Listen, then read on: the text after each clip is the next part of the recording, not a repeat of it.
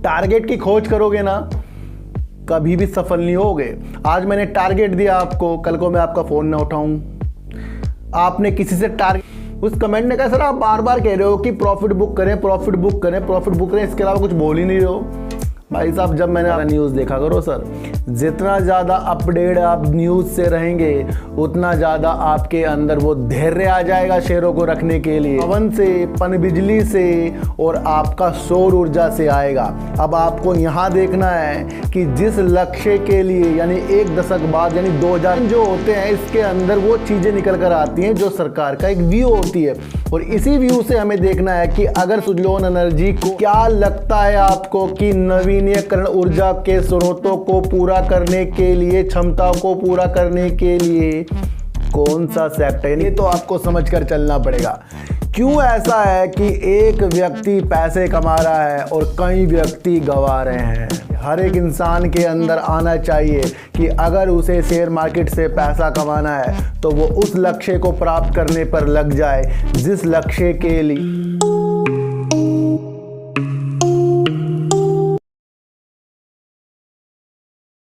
नमस्कार, मैं स्वागत करता हूं आपका अपने ही चैनल पर जिसका नाम है सार्थक बाजार से।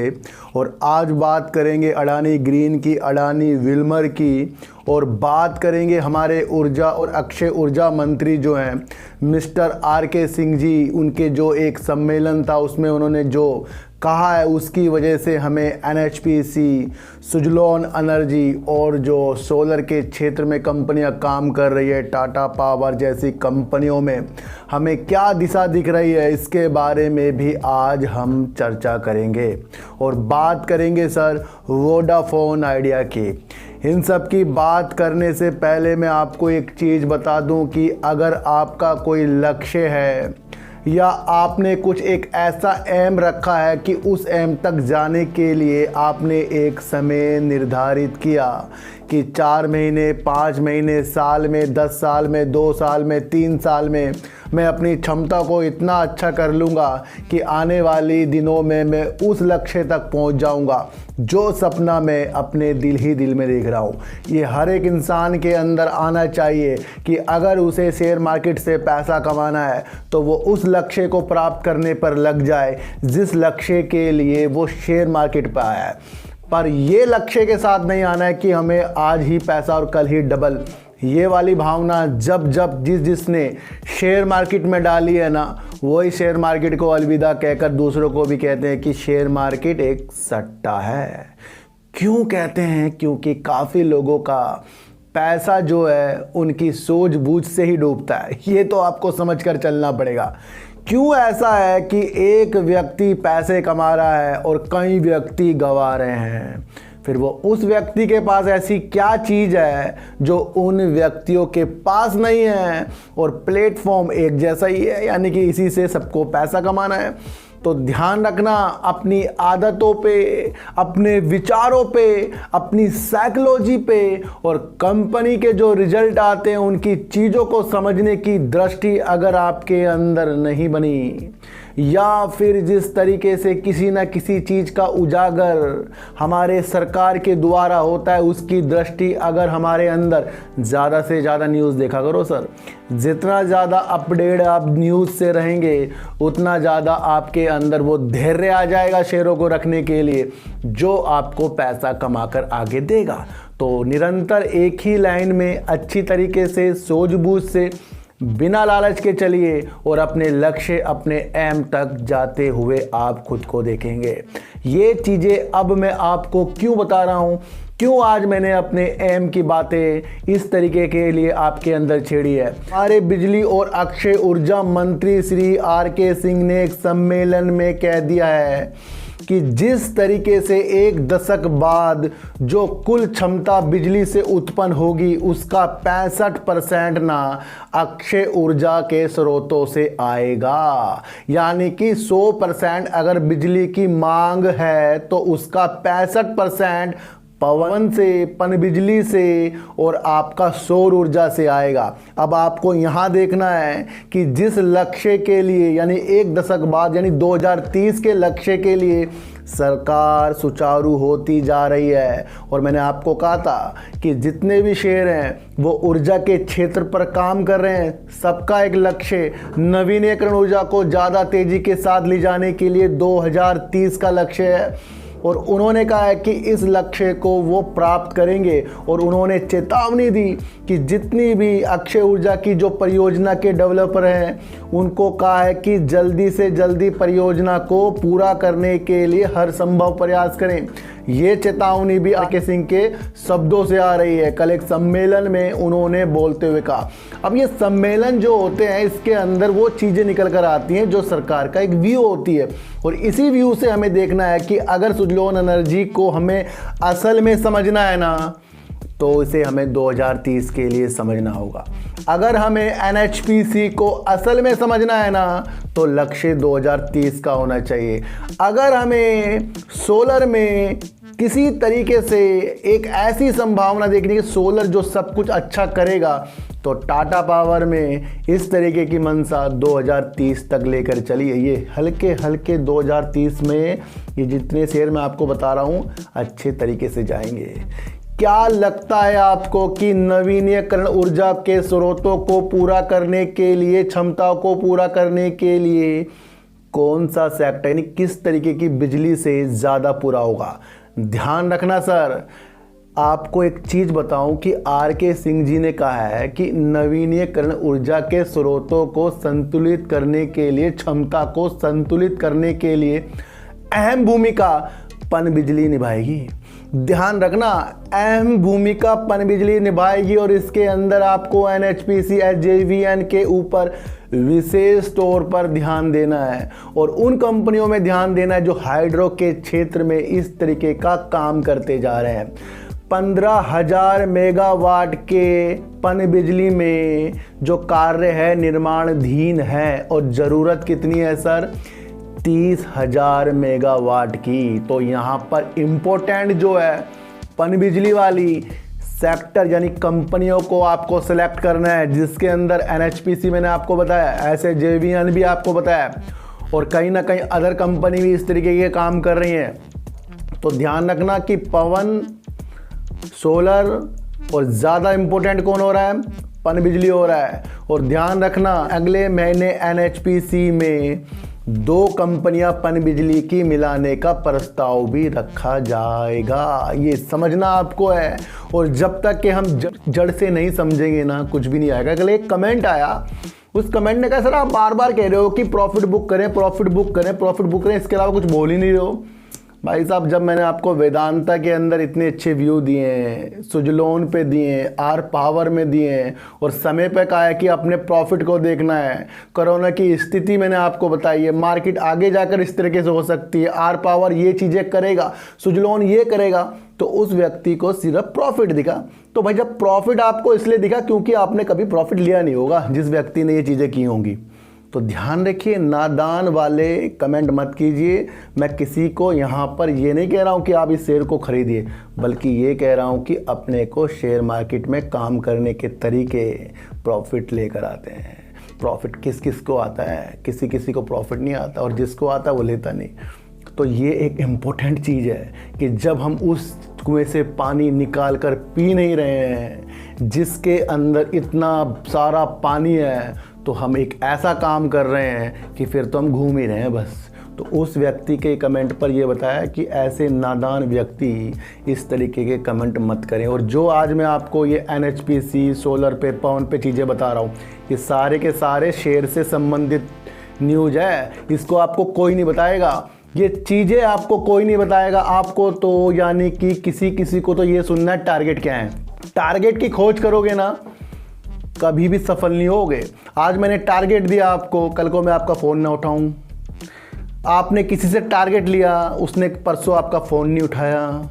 टारगेट पर नहीं घूमना है, घूमना है काम पर। क्योंकि अच्छी अच्छी कंपनियों में जब उनके प्रॉफिट में कमी आती है तो उसी शेयरों से आप अलविदा कह देते हो, जिस तरीके से IRFC ने IRFC सबको अच्छा लग रहा था ना, अब उसने प्रॉफिट में कमी करी है तो सबको बेकार लग रहा होगा। तो ये एक सिचुएशन होती है, ये आपको मेरे वीडियो के द्वारा आ रही है। तो उन्होंने RK सिंह ने ज़्यादा आपको किस पर ध्यान देने के लिए किया है, हमें कहानी है लेकिन हमें उसे समझना है कि जब 15,000 मेगावाट की जो निर्माणाधीन परियोजना है और 30,000 की हमें ज़रूरत है मेगावाट की, तो इसमें क्या ज़रूरत है, पनबिजली। उन्होंने क्या कहा है कि अगर नवीनीकरण ऊर्जा को हमें संतुलित करना है, यानी कि सबको लेकर साथ चलना, तो उसमें अहम भूमिका पनबिजली निभाएगा। और अगले महीने जो 2 प्रस्ताव रखे जाएंगे जिसके अंदर 2 कंपनियों को मिलाए जा रहे हैं, वो किसके लिए हो रहा है, पनबिजली का विस्तार करने के लिए हो रहा है, क्योंकि अहम भूमिका पनबिजली निभाएगा। अब मैं यहाँ किसी शेयरों के बारे में नहीं बता रहा हूँ, एक अंदर का आपको एक चीज़ बताइए, ये किस किस को समझ में आएगा, आपको समझ कर चलना पड़ेगा।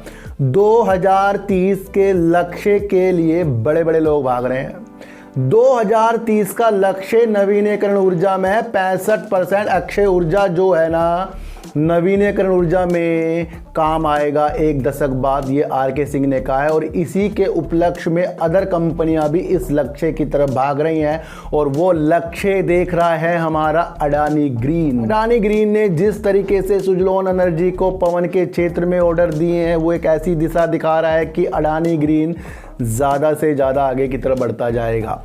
अडानी ग्रुप में एक ऐसी चीज़ें आपको देखने को मिली कि इनके पास कंपनियां कितनी हैं, एक कंपनी होगी तो उसके साथ सहायक कंपनी जुड़ती जाएगी। अडानी ग्रीन की सहायक कंपनी अडानी विंड एनर्जी क्या कर रही है, उसने एक ऐसी चीज़ निकल कर बताई है कि उसका जो लक्ष्य 2030 का, आप बताओ कि अडानी ग्रीन की सहायक कंपनी यानी अडानी ग्रीन का समझ लो, उसका भी लक्ष्य 2030 का है। अडानी ग्रीन का लक्ष्य 2030 तक 45 गीगावाट नवीनीकरण ऊर्जा के स्रोत से लेने का है। 45 गीगावाट किसने सपना देखा है, अडानी ग्रुप ने देखा है, अडानी ग्रीन में।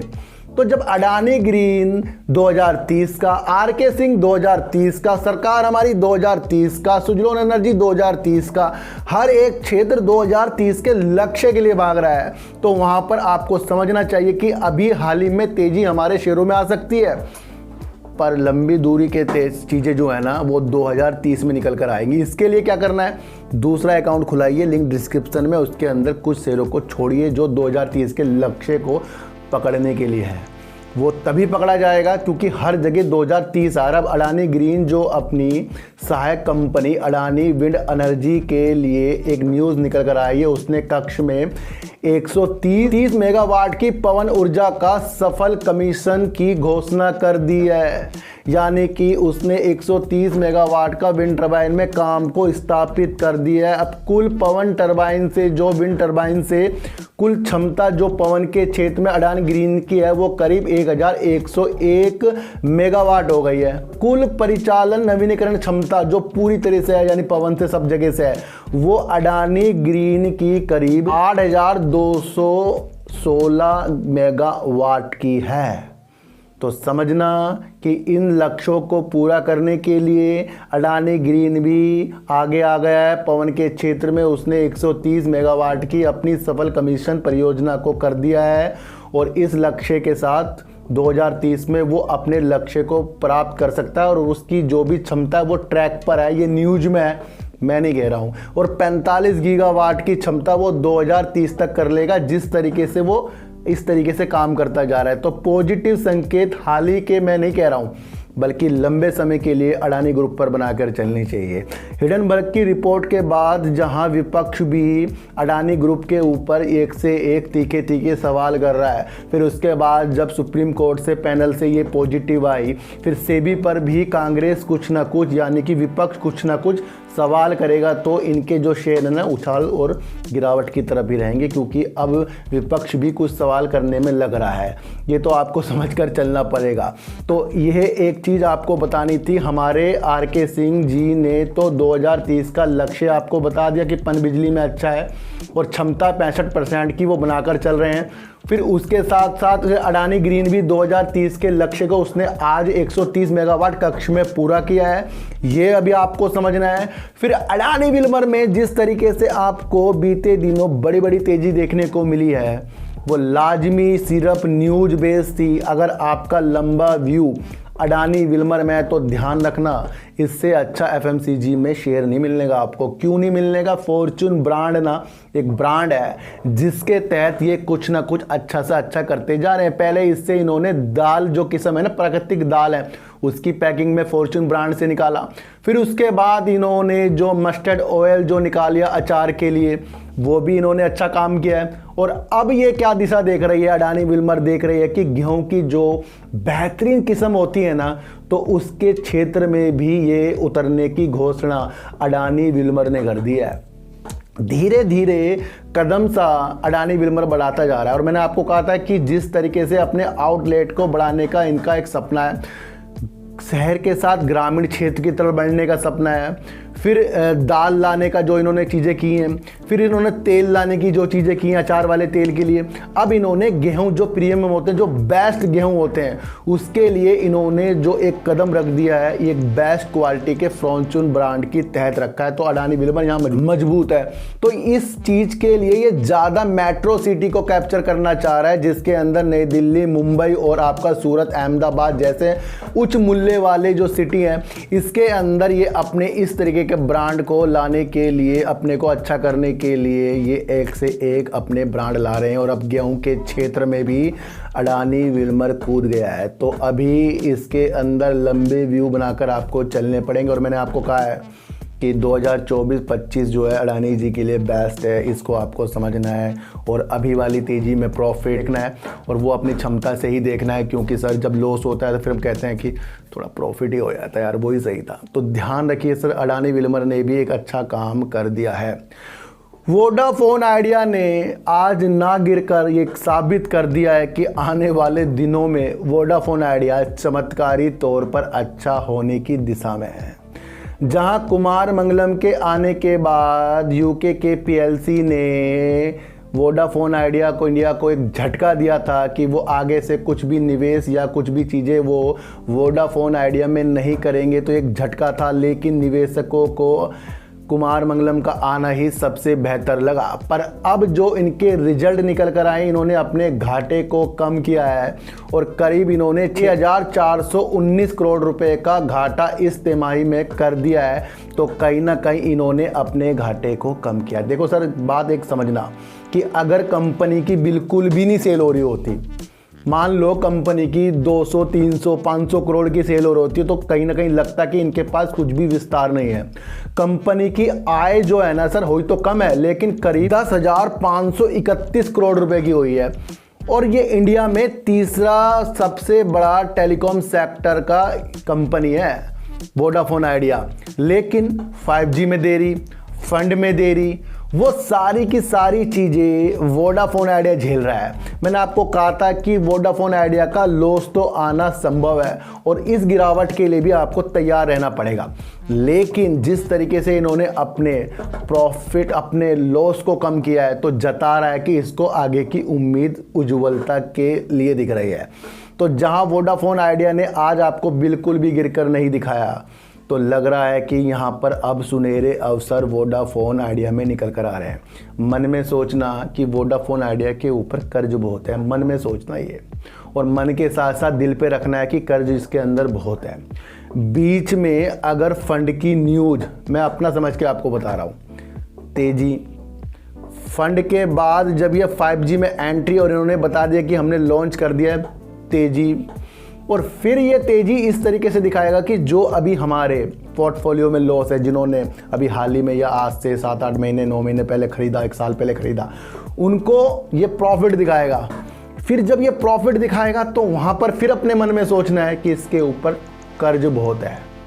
फिर आपको अपने दिल पर लाना है कि इसके ऊपर अगर कर्ज बहुत है तो ये कर्ज को क्या करेगा, उतारेगा। ये मन और दिल को कंट्रोल करना है। फिर आपको सोचना है कि जिस तरीके से वोडाफोन आइडिया गिरा नहीं, तो वहाँ से इंडस टावर को एक उज्ज्वलता दिखेगी, उसका पैसा वापस आएगा। यानी कर्ज को ये अपना जो 7,000 करोड़ रुपए देना है इंडस टावर को, उसे उम्मीद होगी कि मिल जाएगा। क्यों? क्योंकि ये शेयर आज गिरा नहीं और इसने अपने लॉस को कम किया और एक सुनहरे अवसर आगे के लिए दिखाए। तो यहाँ पर इंडस टावर 9 रुपये भाग गया। गिर भी इंडस टावर जो है वोडाफोन आइडिया के लिए कर रहा है। कुमार मंगलम आई, तेजी आई। आज इसके रिजल्ट जो कम किया घाटा, उससे भी आपको ज़्यादा तेजी इंडस टावर में आते हुए दिखाई दी है, क्योंकि वो टावर की सुविधा तो वोडाफोन आइडिया इंडस टावर से ही लेगा। तो आगे आपको सिर्फ जब भी आपको प्रॉफिट आए तो वहाँ प्रॉफिट आपको तब लिया जाएगा कि इसके ऊपर ज़्यादा कर्ज है।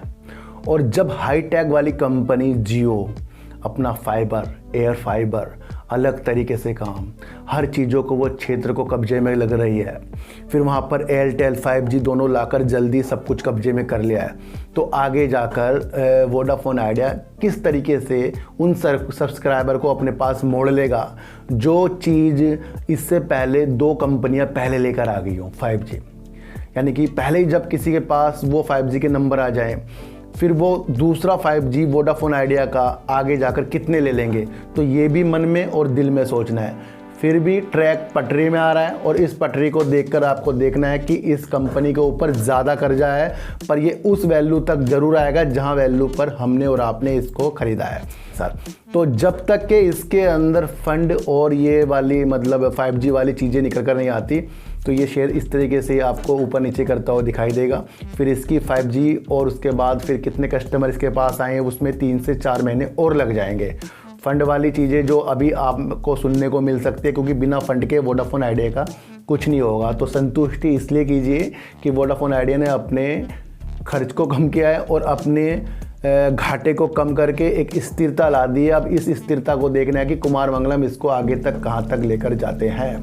NHPC हो गया, टाटा पावर हो गया, सुजलोन एनर्जी हो गया, या अदर इस तरीके के शहर जो इस पवन के क्षेत्र में, सोलर के क्षेत्र में, पन बिजली के क्षेत्र में काम करते हैं, तो उसके अंदर RK सिंह ने क्या व्यू दिखाई ये आपको समझकर चलना पड़ेगा। अडानी ग्रीन के जो एक ट्रैक है उसे 2030 तक 45 गीगावाट तक पहुंचना है। उसकी एक सहायक कंपनी ने 130 मेगावाट की एक परियोजना जो है कक्ष में पूर्ण कर ली है। ये एक पॉजिटिव संकेत है। अडानी विमर जहां दाल और उसके बाद सरसों का अचार का तेल के बाद अब इसने गेहूं के क्षेत्र में फॉर्चून ब्रांड के तहत एक कदम रखा है, बल्कि ये सोचना है कि आने वाले समय के लिए अच्छा हो रहा है। और वोडाफोन आइडिया यहाँ स्थिर होकर ये दर्शा रहा है कि आगे जाकर जल्दी इसके अंदर सुनहरे अवसर आने पर आपको मन और दिल एक कर सोचना है कि प्रॉफिट इस कंपनी से कैसे लिया जाएगा। तो सर चीटी को आटा दीजिए, गाय को रोटी दीजिए और अपने बच्चों को ज़्यादा से ज़्यादा प्यार कीजिए, क्योंकि बच्चे ही आपकी मासूमियत की किस्मत पलटेंगे।